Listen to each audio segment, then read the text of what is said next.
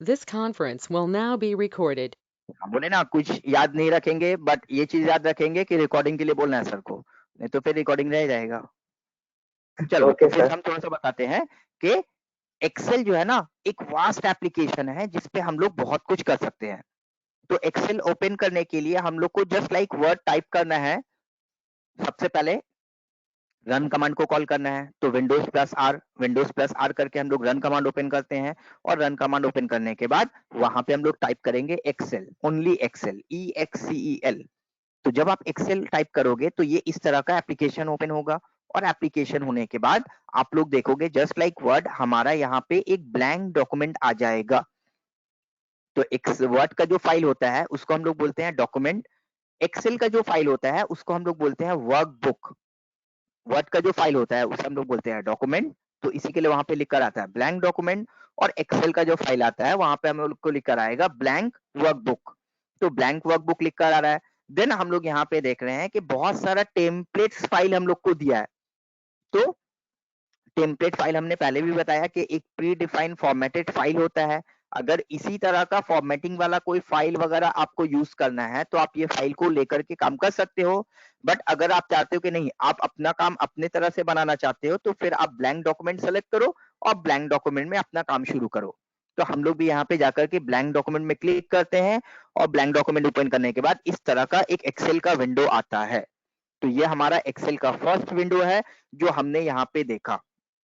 तो ये हमारा एक्सेल का फर्स्ट विंडो है जो हम लोग को यहाँ पे दिख रहा है। और एक्सेल का फर्स्ट विंडो दिखने के बाद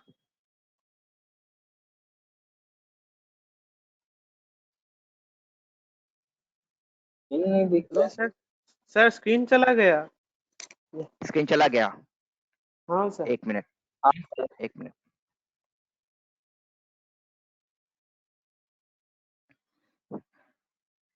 हाँ सर आ गया आ गया? सर, ठीक है। हाँ गया हाँ सर। सर, ठीक है। आ गया।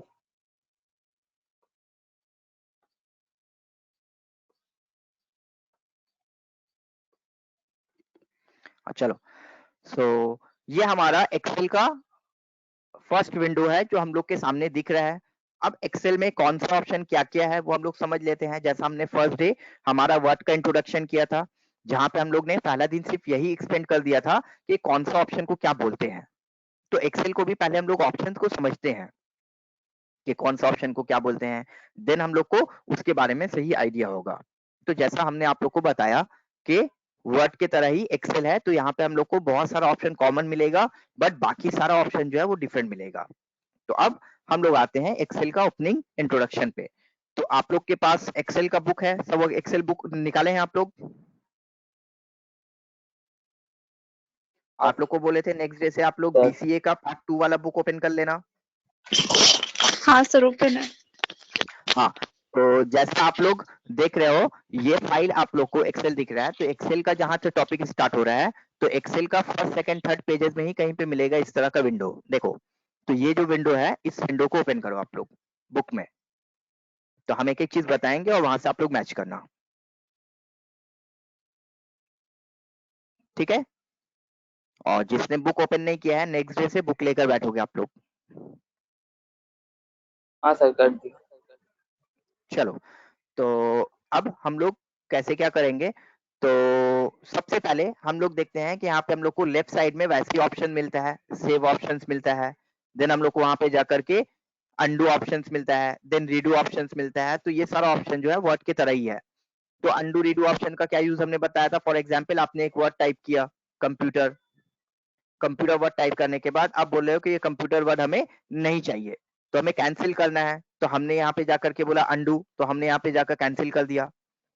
और हमें वापस कोई चीज को हमने डिलीट किया है, अभी अभी डिलीट किया, वो चीज वापस चाहिए, तो हम लोग यहाँ पे जाके बोलेंगे रीडू, तो वापस आ जाएगा। और इसको हम लोग शॉर्टकट के थ्रू भी रख सकते हैं। जो भी लास्ट एक्शन आपका है, अगर वो लास्ट एक्शन को आप कैंसिल करना चाहते हो तो Ctrl Z अंडू। और जो लास्ट एक्शन आपने कैंसिल किया है उसे फिर से वापस लाना चाहते हो तो Ctrl+Y रीडू। तो ये हमने सीखा। देन काम करते करते हमें फाइल को सेव करना है तो सेव ऑप्शन पे चले जाएंगे। तो जैसा हमने बताया कि इस ऑप्शंस को हम लोग बोलते हैं क्विक एक्सेस टूलबार। तो क्विक एक्सेस टूलबार में अभी हमारा बहुत ही लिमिटेड ऑप्शंस इनेबल है। जैसे हम लोग देख रहे हैं सेव है, अंडू है, रीडू है। आप प्रिंट बार बार करते हो तो आपने प्रिंट को भी इनेबल कर दिया, तो प्रिंट ऑप्शन भी अवेलेबल हो गया। तो ये हमारा क्विक एक्सेस टूल बार है, जैसा वर्ड में है वैसे हम लोग को एक्सेल में मिलता है। देन यहाँ पे आप लोग देख रहे हो कि ये हम लोग को जो मिलता है इसे हम लोग बोलते हैं टाइटल बार, जहां से डॉक्यूमेंट का टाइटल समझ में आता है।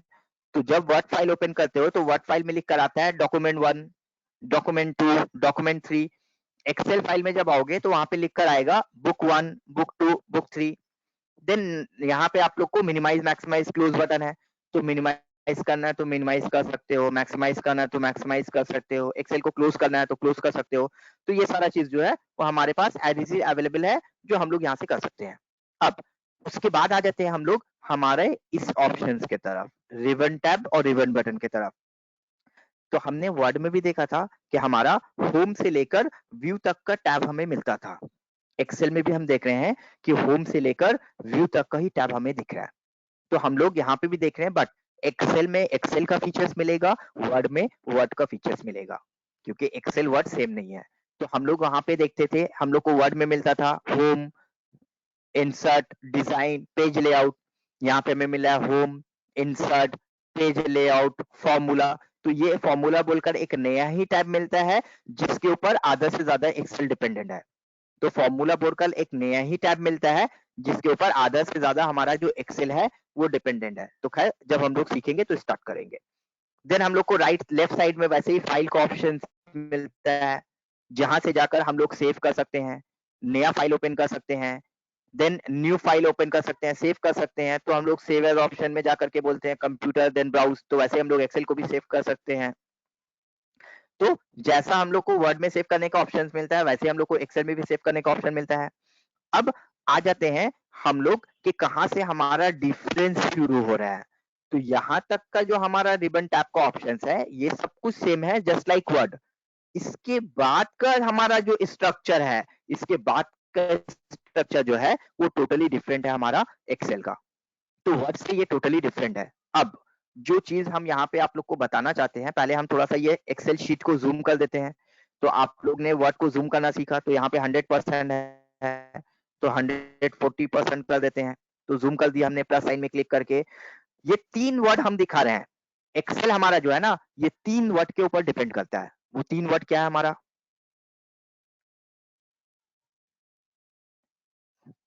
रो, कॉलम, सेल। तो एक्सेल जो है ना वो बहुत ज्यादा ये 3 वर्ड के ऊपर डिपेंड करता है। क्या चीज के ऊपर डिपेंड करता है? रो, कॉलम और सेल। अब ये रो, कॉलम और सेल है क्या, ये हमें बताइए आप लोग। तो चलो आप लोग देखो कि जो एरिया हमने सेलेक्ट किया है,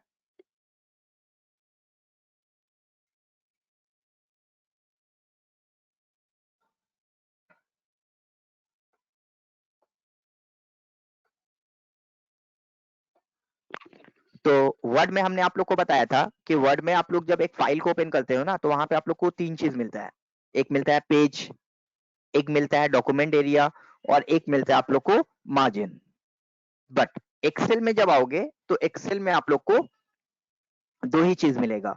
एक्सेल जब ओपन करोगे तो एक्सेल में ये जो पूरा एज ए होल एरिया दिख रहा है इसे हम लोग बोलते हैं शीट, इसे हम लोग बोलते हैं वर्कशीट, जिस पे हम लोग काम करते हैं। हम लोग किस पे काम करते हैं? हम लोग वर्कशीट पे काम करते हैं।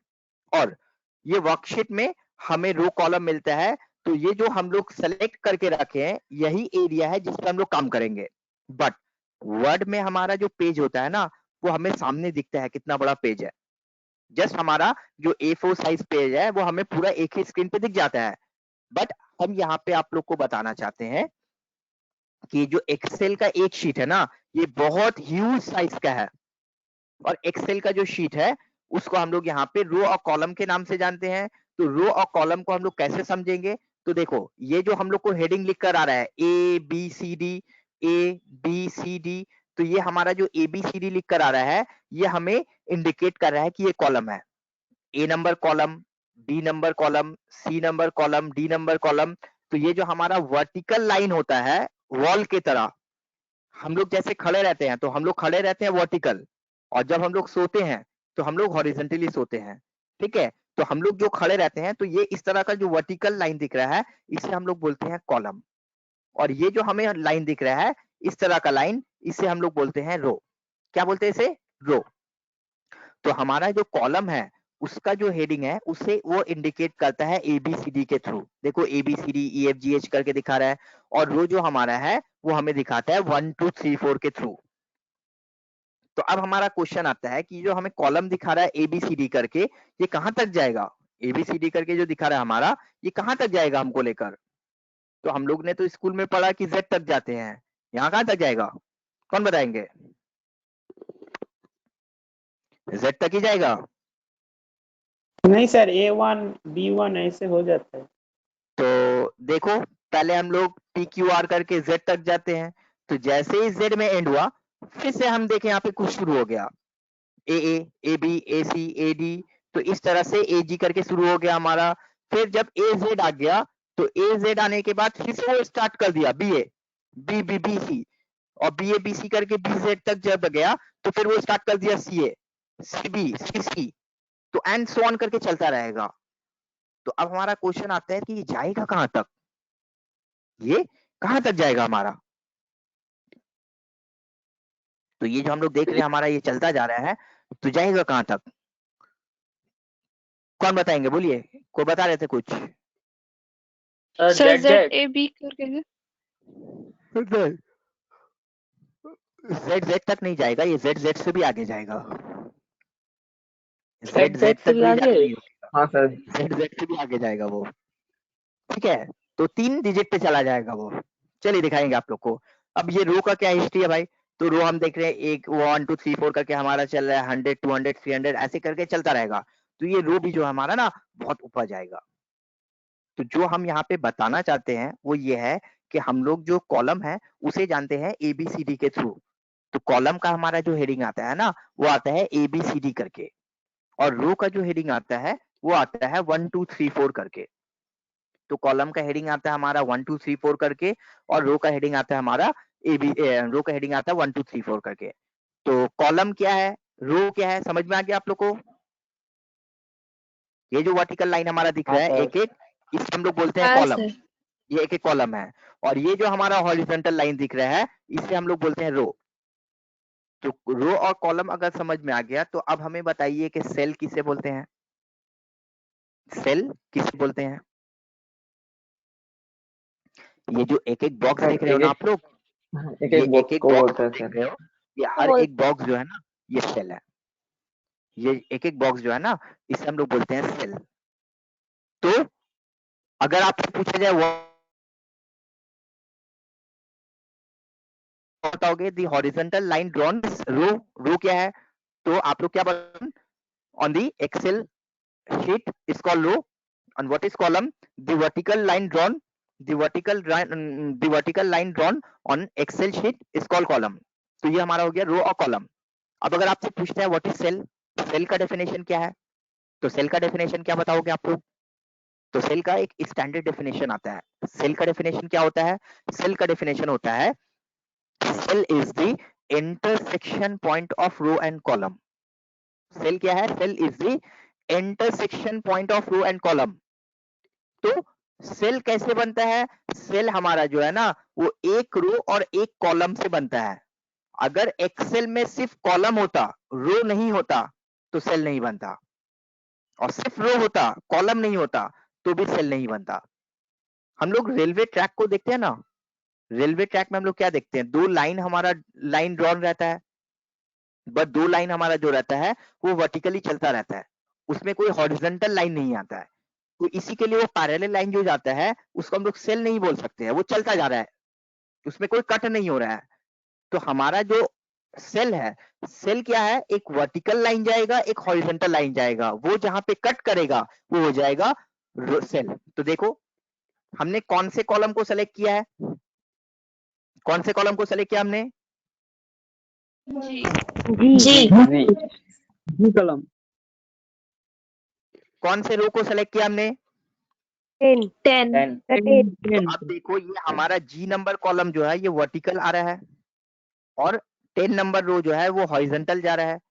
तो जाते जाते एक जगह पे एक इंटरसेक्ट जगह पे दोनों इंटरसेक्ट किया, तो ये जो एक जगह में दोनों इंटरसेक्ट किया यही हमारा फिर सेल बना। तो इसी तरह एफ नंबर जो है वो 10 के साथ मिलकर के एक सेल बनाया, ई नंबर जो है एफ 10 के साथ, तो सबने जब अपना अपना सेल बनाया तो इतना सारा सेल हो गया। तो अब हमें ये बताओ कि ये जो सेल हमारा है, जिस सेल में हमारा कर्सर है, ये कौन सा कॉलम को लेकर बना है? जी जी, कौन सा रो को लेकर बना है? 10 तो ये जो सेल है ना, इसका एक नाम हो गया, इसका क्या नाम हो गया पता है? G10 sir G10। Very good. ये G10 जो वर्ड हमने बताया ना, A1 A2 A3, ये जो F5 हमारा यहाँ पे सेल बना, ये जो 8 हमारा ये सेल बना, ये जो सेल है ना, इसको बोलते हैं सेल नेम और इसको बोलते हैं सेल एड्रेस। ये बहुत इंपॉर्टेंट चीज है, हम लोग 2-3 क्लास के बाद आएंगे सेल रेफरेंस में, तब आप लोग को बताएंगे, जस्ट अभी इंट्रोडक्शन कीजिए आप लोग। तो ये जो हमने सेल बनाया, ये कौन सा सेल है? G10। ये जो सेल में हमारा कर्सर है, ये सेल का क्या एड्रेस है बताओ तो? D6 sir D6 very good, D6। इस सेल का क्या एड्रेस है? इस सेल का क्या एड्रेस है? D13 very good. तो एक एक जो सेल आता है, हर एक सेल का एक नाम होता है, एक एड्रेस होता है, that is called cell reference. और कौन सा सेल का क्या नाम है ना, अगर हम यहाँ पे तो लिख कर नहीं आ रहा है, जस्ट हम जान रहे हैं कि ये ईच 9 है। अगर आप सेल का नाम देना चाहते हो ना, तो देखो यहाँ पे सेल का नाम भी दिख रहा है एक छोटा सा बॉक्स में। इस बॉक्स को हम लोग क्या बोलते हैं? इस बॉक्स को हम लोग बोलते हैं नेम बॉक्स, जिसमें हर एक सेल का नेम दिखाएगा। देखो A1 में लिखे तो A1 सेल दिखा रहा, B2 में लिखे तो B2 सेल का दिखा रहा, तो हर एक सेल का नाम उसमें दिखाता है आप लोग को। तो ये जो छोटा सा बॉक्स आप लोग को दिख रहा है, इस बॉक्स का क्या नाम है? Name box name sir box. Name box और ये जो राइट साइड में हमें ये पैरेलल इतना बड़ा लाइन ड्रॉ कर रहा है, ये लाइन को क्या बोलते हैं हम लोग? ये जो हमारा फॉर्मूला एफएक्स, हाँ एफएक्स के बाद जो इतना दिख रहा है, तो इसे क्या बोलते हैं हम लोग? Formula bar. फॉर्मूला बार तो नेम बॉक्स का क्या काम है समझ में आ गया? वो आपको नेम बता रहा है। अब अगर पूछा जाए कि ये फॉर्मूला बार का क्या बात है, तो फॉर्मूला बार क्या बताता है भाई? तो फॉर्मूला बार क्या बताता है पता है? फॉर एग्जाम्पल हमने लिखा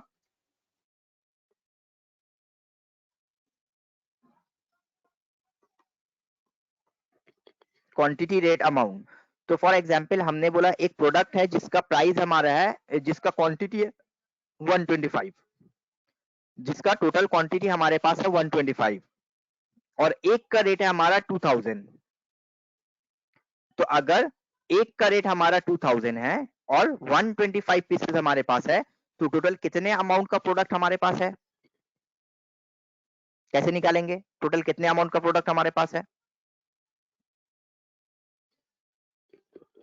सर फॉर्मूला बार में जाकर मतलब फॉर्मूला लिखेंगे तब आएगा।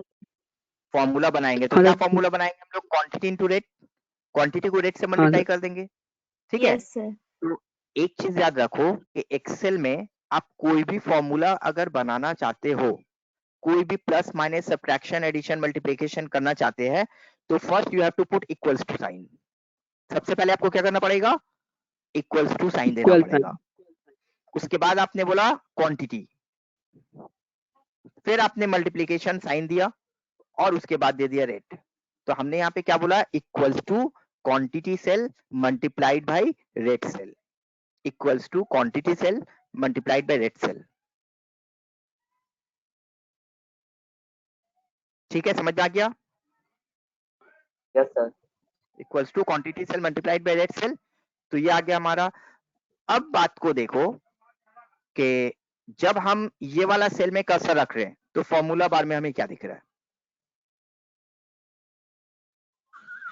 125। जब इस सेल पे कर्सर रख रहे हैं, तो फॉर्मूला बार में हमें क्या शो कर रहा है? 2000। तो जब इस सेल में हम कर्सर रखेंगे तो हमें 2,50,000 शो करना चाहिए, बट नहीं, जब हाँ, इस सेल में लेकिन हम कर्सर फॉर्मूला शो रखेंगे करेगा। तो इस सेल में हमें 2,50,000 नहीं शो करेगा। इस सेल में हमें क्या शो करेगा कि वो 2,50,000 को आपने कैसे कैलकुलेट करके लाया।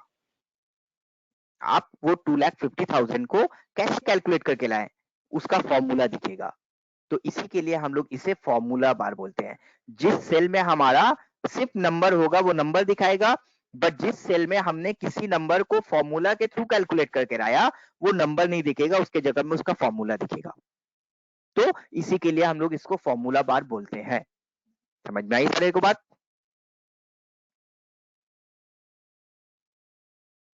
Yes sir. ठीक है, तो row Yes, column sir. Cell, row column cell क्या होता है, क्लियर है?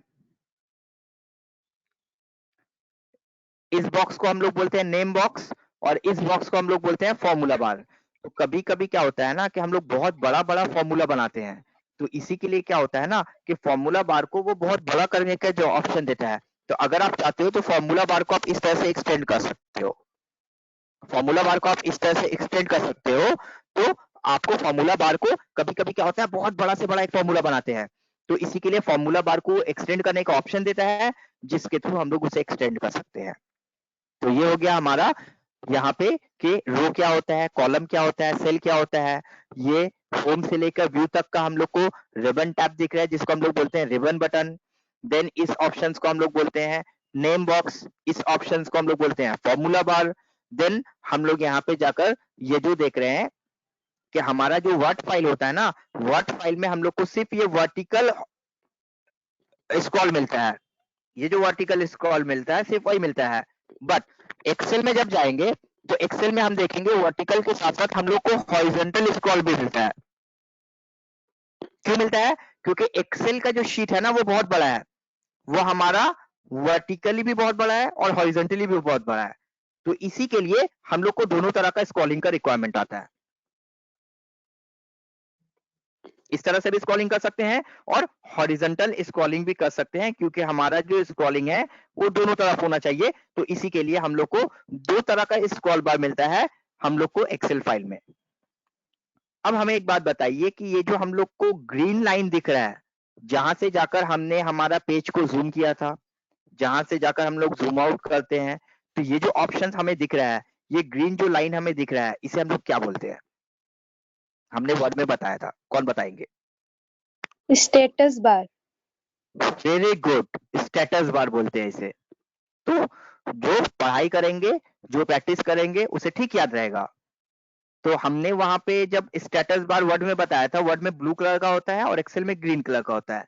तो हमने जब वर्ड में स्टेटस बार बताया था तो उसके साथ साथ आप लोग को ये भी बात बताया था कि वर्ड से ज्यादा एक्सेल में ये स्टेटस बार का यूज है, वर्ड से ज्यादा एक्सेल में ये स्टेटस बार का यूज आता है। जैसे आपने यहाँ पे कुछ कैलकुलेशन किया, तो आपने बोला 5000, 4300, then 6700, 9000,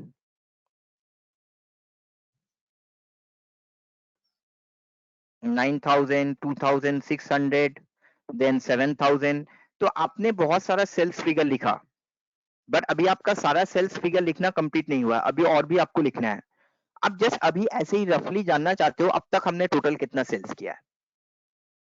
आपको कहीं पे नोट नहीं करना है, आपको कैलकुलेट करके नहीं लाना है, आपको कोई रिपोर्ट नहीं बनाना है, जस्ट नॉर्मली आप जानना चाहते हो कि अब तक हमने कितना सेल्स किया है। कैसे जानोगे?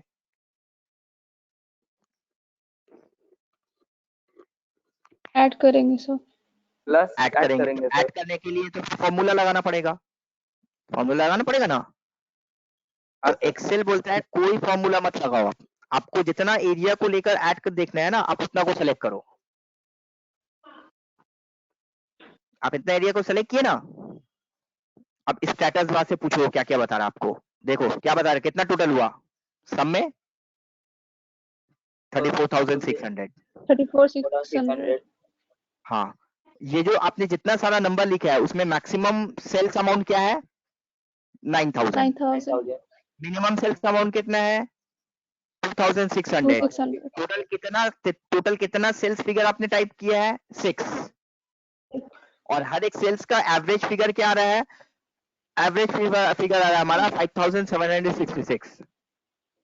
तो अगर ये 5 रिपोर्ट आप बनाना चाहते हो ना, तो इसमें आपको 5 फॉर्मूला लगाना पड़ता। आपको सम का फॉर्मूला लगाना पड़ता, मैक्स का फॉर्मूला, मीन का फॉर्मूला, एवरेज का फॉर्मूला, काउंट का फॉर्मूला, 5 फॉर्मूला लगाना पड़ता। बट एक भी फॉर्मूला लगाए बिना आपको ये सारा रिपोर्ट एक्सेल ने बता दिया। किसके थ्रू बताया? स्टेटस बार के थ्रू बताया। समझ में आया आप लोग को? Yes sir. अब हमारा हाँ सर। एक्सेल फाइल में जब हम ये डेटा को सेलेक्ट कर रहे हैं तो हमको सम मीन मैक्स सब कुछ दिख रहा है। आप जब अपने कंप्यूटर में कर रहे हो आपको नहीं दिख रहा अगर, तो फिर कैसे एक्टिवेट करोगे, कहाँ से लाओगे? तो आपको क्या करना है, वही स्टेटस बार के ऊपर आपको राइट क्लिक करना है, वही स्टेटस बार के ऊपर आपको राइट क्लिक करना है। देखो आपको यहाँ पे दिख रहा है सम, मिनिमम, मैक्सिमम, काउंट, एवरेज, सबको आपने ऑफ कर दिया, सबको बंद कर दिया। अब देखो आपको सेलेक्ट करने पे भी कुछ नहीं देगा, वो कुछ नहीं दे रहा नीचे। तो ऐसे ही ऐसे नहीं आ जाएगा, आपको इनेबल करना पड़ेगा। तो आप जो जो रिपोर्ट चाहते हो कि हम लोग नॉर्मली क्विक रिपोर्टिंग में इस तरह चाहते हैं, तो आप जस्ट राइट क्लिक करो और राइट क्लिक करो कि आपको सम चाहिए, आपको मैक्सिमम फिगर चाहिए, आपको मिनिमम फिगर चाहिए, आपको एवरेज फिगर चाहिए, आपको कौन चाहिए, तो सारा चीज वो करके दे देगा। समझ में आया आपको? तो ये बेनिफिट हमारा Yes, है sir. स्टेटस बार का। तो ओपनिंग विंडो में सारा चीज क्लियर है आप लोग को? कोई पॉइंट अगर नहीं समझ में आया तो बोल सकते हो आप लोग। क्लियर है सर। हाँ चलो अब आगे देखते हैं। तो हमने जो देखा कि ये जो हम लोग को नेम बॉक्स दिख रहा है, ये जो फॉर्मूला बार दिख रहा है, सपोज करो कि आपको फॉर्मूला बार हाइड हो गया, किस कारण से फॉर्मूला बार नहीं दिख रहा है, तो ये फॉर्मूला बार को भी हम लोग हाइड एंड हाइड कर सकते हैं। कैसे हाइड एंड हाइड कर सकते हैं? आप लोग व्यू टैब में जाओ, व्यू टैब में जाने के बाद आप लोग देखो कि वहां पे एक ऑप्शन मिलता है फॉर्मूला बार। जैसा हम लोग ने वर्ड में व्यू में जाकर के रूलर और ग्रिड लाइन को इनेबल डिसेबल किया था ना, वर्ड में फर्स्ट क्लास में रूलर को इनेबल और डिसेबल किया था व्यू से जाकर, उसी तरह Yes, से sir. एक्सेल में जब व्यू में जाओगे ना तो आप बोले कि फॉर्मूला बार आपको नहीं चाहिए, तो फॉर्मूला बार को आप हाइड कर दो। देखो फॉर्मूला बार हट गया। तो कभी कभी क्या होता है ना कि आप लोग एग्जाम में बैठे हो एक्सेल का, और आपको जो आईसी ने क्वेश्चन दिया है एक्सेल में उसमें फॉर्मूला बार एक्टिव नहीं है, तो आप बोले फॉर्मूला कैसे बनाएंगे, हमको दिख ही नहीं रहा है। तो फॉर्मूला बार आपको एक्टिव करना पड़ेगा। कहाँ से करोगे? व्यू से। व्यू से जाकर जब आप फॉर्मूला बार में क्लिक करोगे तो फिर वहां पे फॉर्मूला बार आपका जो है एक्टिव हो जाएगा। देन आप बोले ये जो रो कॉलम का हेडिंग हमारा है, रो का हेडिंग हमारा है 1 2 3 4 करके, कॉलम का हेडिंग हमारा है 1 2 3 4 करके, तो ये हेडिंग नहीं आ रहा है, तो ये हेडिंग को हम लोग ऑफ कर सकते हैं। तो ये हेडिंग को भी हम लोग ऑन कर सकते हैं, ऑफ कर सकते हैं। एक्सेल में क्योंकि रूलर का कोई काम नहीं आता है इसलिए रूलर हमारा जो है वो डीएक्टिवेट है। अब ये जो रो का लाइन और कॉलम का लाइन हमारा ड्रॉ किया हुआ है, ये जो रो के लिए हमारा रूलर लाइन ड्रॉ किया हुआ है, एक्सेल के लिए रूलर ड्रॉ किया हुआ है, इसको क्या बोलते हैं? इसको बोलते हैं ग्रिड लाइन। तो अगर ये ग्रिड लाइन को भी आप लोग ऑन ऑफ करना चाहते हो, ऑफ कर सकते हो। अगर ग्रिड लाइन को ऑफ कर दोगे तो जस्ट प्लेन पेज की तरह हो जाएगा। बट एक चीज यहाँ पे बताते हुए चलते हैं कि ग्रिड लाइन को ऑफ कर देने का ये मतलब एकदम ही नहीं होता है कि आपका रो कॉलम सेल जो है वो डिलीट हो गया, अब ब्लैंक पेज हो गया। नहीं, रो कॉलम सेल अपनी जगह एज इट इज है। देखो कॉलम जब सेलेक्ट कर रहे हो as it is column select हो रहा है, जब रो सेलेक्ट कर रहे हो एज इट इज सेलेक्ट हो रहा है, जब सेल कर रहे हो तो सेल हमारा एज इट इज सेलेक्ट हो रहा है। तो जब ये ग्रिड लाइन ऑफ हुआ हमारा, ये रो कॉलम सेल का जो लाइन है वो अपने जगह एज इट इज अवेलेबल है। तो समझ में आया व्यू में जाके हम लोग क्या क्या कर सकते हैं? तो व्यू में जब जाएंगे तो व्यू में जाने के बाद हम लोग फॉर्मूला बार हो गया या हेडिंग हो गया या ग्रिड लाइन हो गया, ये सारा चीज को हम लोग ऑन ऑफ कर सकते हैं। ठीक है, समझ में आई? Yes, sir. हाँ, तो अब हम लोग थोड़ा सा आ जाते हैं ये शीट की तरफ। तो आप लोग देख रहे हो कि ये जो एक्सेल फाइल हमारा है, इस फाइल में अभी एट प्रेजेंट कितना शीट आपको दिख रहा है? वन है सर। सिर्फ एक ही शीट One दिख रहा है page. आपको? हाँ। अब अगर आप बोल रहे हो कि हमको और भी एक दो शीट ऐड करना है तो क्या हम ऐड कर सकते हैं? प्लस हाँ मार्क हो सर। ना, plus plus Yes. Yes, sir. Mark. Plus. कैसे कर सकते हैं? तो अगर आप ऑफिस 7 यूज कर रहे हो तो देखो ऑफिस 7 में ये प्लस साइन नहीं होगा। श्वेता का ऑफिस 7 में दिख रहा है वापस ये साइन? सर आज नहीं खोले हैं। आज नहीं ओपन किए हो? ठीक है चलो। तो आप देखोगे वहां पे मेरा भी प्लस office साइन नहीं 7. दिखेगा, बट ऑफिस 13 पे यहाँ पे प्लस साइन दिखेगा। तो अगर ऑफिस 13 प्रो आप और एक एक्सेल शीट यूज करना है, ओपन करना है, बहुत इजी है। प्लस साइन में क्लिक करो, एक एक्सेल शीट ऐड हो जाएगा। प्लस साइन में क्लिक करो, एक एक्सेल शीट ऐड हो सर यहाँ जाएगा। ऑलरेडी 3 तीन शीट शीट है। दिया हुआ है सर ऑफिस 7 में। हाँ, तो हाँ, ऑफिस 7 में 3 शीट रहता है बाय डिफॉल्ट। ऑफिस 13 में ना 1 शीट रहता है, कोई प्रॉब्लम नहीं है, आप इसको इंक्रीज डिलीट कर सकते हो।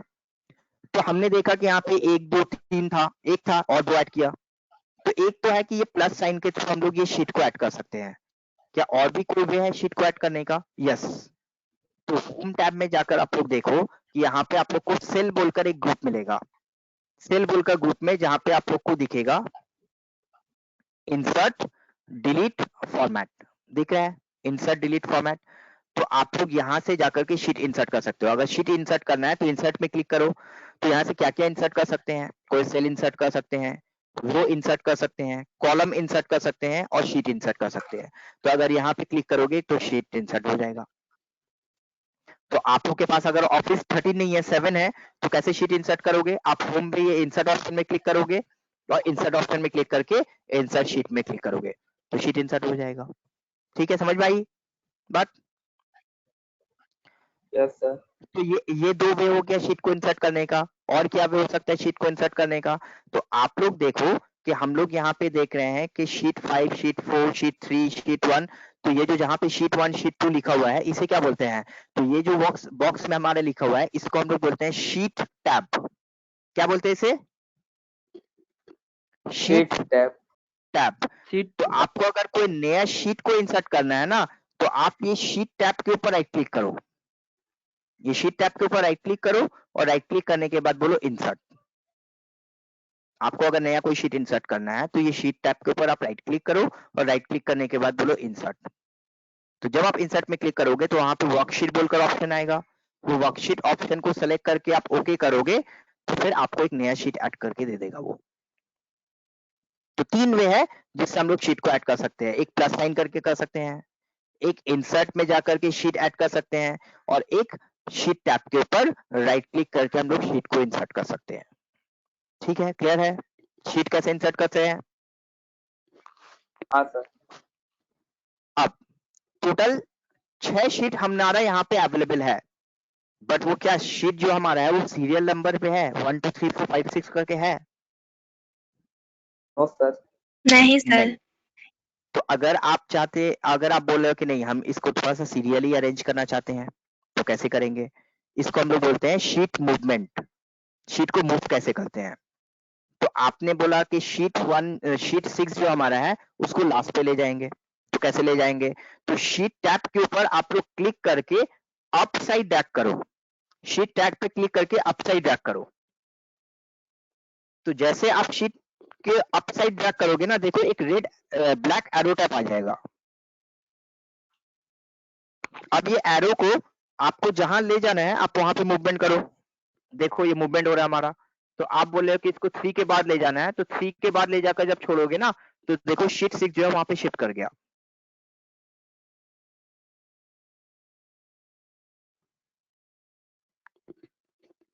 समझ में आया? हाँ सर। अब देखो हम 4 को ये 3 और शीट 6 के मिडिल में ले जाना चाहते हैं। तो 4 नंबर शीट को हमने अपसाइड ड्रैग किया, ये ब्लैक एरो आ गया और एरो आने के बाद हमने 3 और 6 के मिडिल में ले जाकर छोड़ दिया। तो जिस 2 शीट के मिडिल में आप रखना चाहते हो वहां पे ले जाकर आप प्रेस कर छोड़ दो तो देखो आप चला जाएगा वो। तो अब देखो हमने शीट 1 शीट 2 शीट 3 को जैसा अरेंज करना था एकदम प्रॉपर्ली अरेंज हो गया। तो इस तरह से जाके हम लोग शीट को इंसर्ट कर सकते हैं और अरेंज भी कर सकते हैं। तो कैसे इंसर्ट करते हैं ये क्लियर है? कैसे शीट हाँ को सर। अरेंज कर सकते हैं? इसको रीअरेंजिंग शीट बोलते हैं। तो शीट को अरेंज कर सकते हैं। अगर आपको किसी शीट को डिलीट करना है तो किसी शीट को डिलीट आप कैसे करोगे? तो आपको अगर किसी शीट को डिलीट करना है तो बहुत इजी है। आप उस शीट में जाओ, उस शीट में जाने के बाद जहां पे इंसर्ट किया था शीट को, इंसर्ट के पास में ही देखो आप लोग को डिलीट बोलकर एक ऑप्शन मिलता है। तो इंसर्ट के पास में डिलीट बोलकर ऑप्शन मिलता है, डिलीट सेल, डिलीट रो, डिलीट कॉलम, डिलीट शीट। तो जब आप डिलीट शीट में क्लिक करोगे तो आप देखोगे शीट को डिलीट कर जाएगा। किसी भी शीट को आपको डिलीट करना है आप उस शीट में जस्ट जा करके डिलीट शीट में क्लिक करो तो डिलीट शीट कर जाएगा। और एक पे क्या हो सकता है, एक पे हो सकता है कि किसी शीट को डिलीट करना आपको तो शीट के ऊपर राइट क्लिक करो और राइट क्लिक करके बोलो डिलीट। किसी शीट को डिलीट करना है तो शीट के ऊपर राइट क्लिक करो और राइट क्लिक करने के बाद बोलो डिलीट, तो वो शीट को डिलीट कर जाएगा। तो शीट को इंसर्ट करना सीखा हमने, शीट को डिलीट करना सीखा, शीट को अरेंज करना सीखा, ठीक है। Yes sir. अब हमारे इस फाइल में टोटल कितना शीट दिख रहा है? Sir 3 sir. 3 3। अब अगर हम एक और शीट को ऐड करें तो कितना नंबर शीट ऐड होगा? 8 4 4। देखो तो 4 ऐड हुआ? नो सर 7 हुआ। क्यों ऐसा? 1 2 3 था तो हमने जब इंसर्ट किया तो 4 आना चाहिए था, बट 4 नहीं आया, 7 आया। क्यों? 4 सर एक बार कर लिया ना आपने ऐड। हाँ, तो याद है हम लोगों ने एक शीट था, उसके बाद 2 3 4 5 6 अप टू 6 शीट्स हमने ऐड किया था। इंसर्ट करने के बाद हमने 4 5 शीट्स, ये 3 शीट को डिलीट कर दिया था। तो डिलीट करने के बाद जब आप नेक्स्ट से फिर से शीट ऐड करोगे ना तो 4 नहीं आएगा। हमने 4 5 6 को डिलीट कर दिया तो उसके बाद 7 आएगा। तो इससे पता ये रीनेम चला कर लें। कि जो शीट को हम एक बार डिलीट कर देते हैं ना वो फिर से रिपीट नहीं आता है। A deleted sheet can not be inserted. जिस शीट को आप एक बार डिलीट कर देते हो वो फिर से नहीं आता है। तो इस तरह से अगर आप किसी शीट को डिलीट कर देते हो ना तो फिर से वो नहीं आता है, उसके बाद आपका नेक्स्ट शीट आएगा। तो अब आ गया 1 2 3 7 8, तो अब सीरियल नहीं हो पाएगा। तो आप शीट जो डिलीट कर दिए हो उसको फिर से वापस नहीं ला सकते हो। जो शीट को आपने डिलीट कर दिया है उसे फिर से आप वापस नहीं ला सकते हो, बट हाँ एक काम कर सकते हो। वो एक काम ये कर सकते हो कि ये शीट जो शीट 7 है इसको रीनेम करके शीट 4 कर सकते हो, रीनेम कर सकते हो। तो अगर आप किसी शीट का नाम चेंज करना चाहते हो कैसे करोगे? तो वो शीट के ऊपर आप जाकर के राइट क्लिक करो और राइट क्लिक करने के बाद जहां पे आपने बोला था इंसर्ट डिलीट, उसी के नीचे मिलेगा आप लोग को रीनेम। तो जहां से आपने इंसर्ट किया था डिलीट किया था वहीं पे आप लोग को मिलेगा रीनेम। तो आप रीनेम में क्लिक करो और रीनेम में क्लिक करने के बाद बोलो तो शीट 4 कर दोगे तो शीट 4 हो जाएगा। फिर आपको इसको शीट को डिलीट करना है तो आप राइट क्लिक करो, शीट टैब के ऊपर राइट क्लिक करो और राइट क्लिक करने के बाद बोलो रीनेम, रीनेम करने के बाद आ जाएगा। तो इस तरह से जाके आप लोग शीट को रीनेम भी कर सकते हो। समझ में आया बात? Yes sir. हाँ, तो इस तरह से जाके हम लोग शीट को इंसर्ट कर सकते हैं, डिलीट कर सकते हैं, रीनेम कर सकते हैं, अरेंज कर सकते हैं, ये सारा काम कर सकते हैं। अब एक चीज समझो कि हमारे पास एक एक्सेल फाइल है जिसमें एम्प्लॉय रिलेटेड बहुत सारा इंफॉर्मेशन है, बट अलग अलग शीट में है।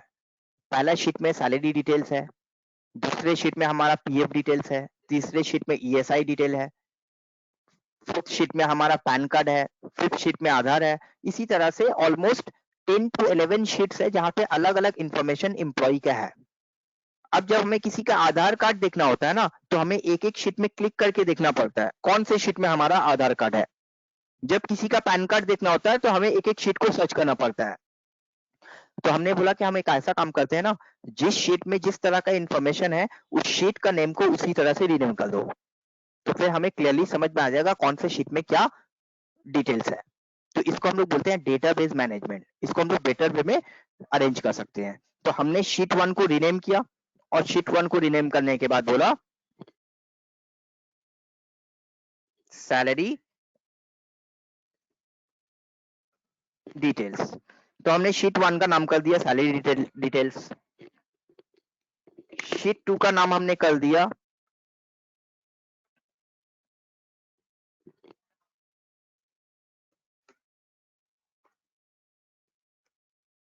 PF details. शीट 3 का नेम हमने कर दिया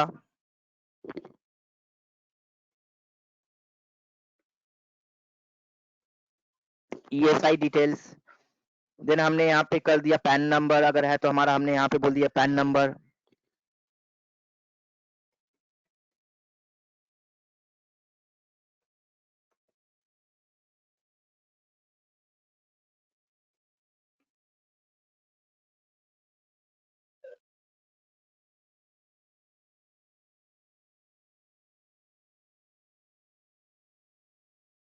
वो भी देखो। तो इस तरह से हमने जाकर नाम दिया, और नाम भी हमने जो दिया ना, टेक्निकली हमने जो नाम दिया है उसको डिफरेंट वे में हमने क्या किया है, यहाँ पे पीएफ स्पेस डिटेल, यहाँ पे ईएसआई हाइफन डिटेल, तो अलग अलग वे से हमने लिख करके दिखाया कि हर वे से लिख सकते हैं हम लोग। तो इस तरह से हमने शीट का अलग अलग नाम दे दिया। तो आप कोई भी इंफॉर्मेशन चाहिए होगा ना, आप उस शीट में क्लिक करो, आप उसका नाम देख सकते हो, डिटेल देख सकते हो। समझ में आई? यस तो शीट से रिलेटेड हमने बहुत कुछ सीखा। अब आप बोल रहे हैं कि ये जो शीट का टैब है ना, ये व्हाइट अच्छा नहीं लग रहा, ये शीट का टैब को भी हम कलर करना चाहते हैं। तो आप शीट का टैब को भी कलर कर सकते हो। तो आप शीट का टैब के ऊपर राइट क्लिक करो, और राइट क्लिक करने के बाद आप कोई भी कलर देना चाहते हो आप वहां से ले लो।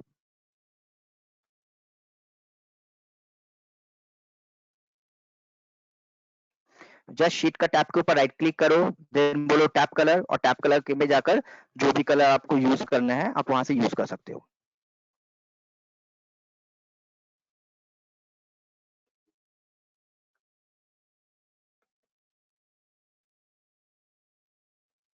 समझ में आया? तो इस तरह से जाके एक एक टैब का कलर भी आप चेंज कर सकते हो। तो कितना कुछ हमने शीट में सीखा, कैसे शीट इंसर्ट कर सकते हैं, डिलीट कर सकते हैं, रीनेम कर सकते हैं, अरेंज कर सकते हैं, ये सारा चीज हमने सीखा। तो पहला दिन के लिए इतना बहुत है, क्योंकि एक्सेल में हमें बहुत ज्यादा माइंड अप्लाई करना पड़ेगा, बहुत कुछ याद रखना पड़ेगा। तो आज के लिए इतना काफी है इंट्रोडक्शन पार्ट में। अगर इसमें किसी को कोई कंफ्यूजन है तो पूछ सकते हो, किसी को कोई डाउट है कोई टॉपिक में हमारा तो पूछ सकते हो आप लोग।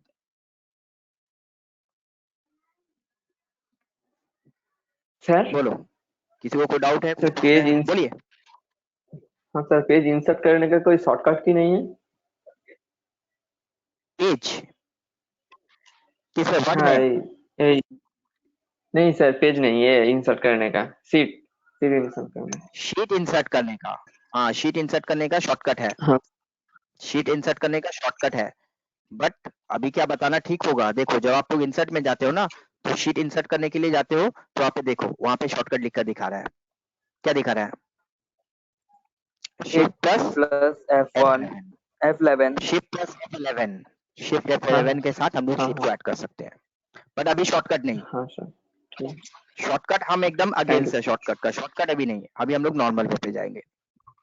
और बोलो, यू। और ओके किसी सर, को कुछ पूछना है? Thank you sir.